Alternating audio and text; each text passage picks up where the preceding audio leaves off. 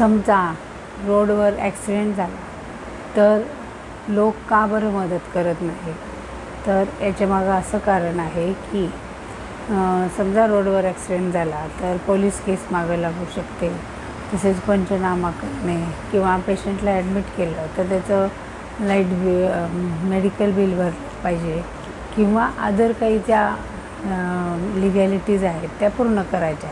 ह्या सगळ्या गोष्टीसाठी जे कोणी मदत करतील त्यांच्या मागं सगळा त्रासच लागतो. म्हणून लोक काय करतात, शक्यतो ॲक्सिडेंट झाला की त्या पेशंटला वगैरे मदत न करता किंवा जे जखमी झालेले आहेत त्यांना मदत न करता ते पळून जातात.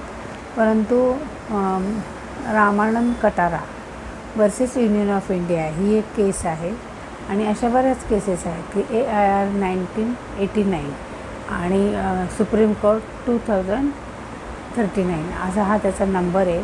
तर या केसमध्ये सुप्रीम कोर्टाने अशा गाईडलाईन दिल्या आहेत की सगळ्यात प्रथम जे जखमी आहे त्याचा फंडामेंटल राईट काय आहे, तर राईट टू लिव्ह म्हणजे त्याचा जगण्याचा अधिकार.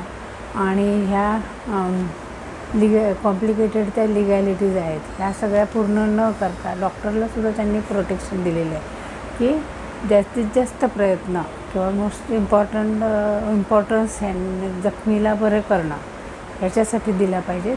आणि यासाठी सुप्रीम कोर्टाने डॉक्टरांना पण प्रोटेक्शन दिले आणि जे मदत करतील त्यांनाही प्रोटेक्शन दिलं आहे की जेणेकरून त्या जखमीला लवकरात लवकर मदत मिळावी आणि त्याचा प्राण वाचावा, अशी ही केस लॉ आहे.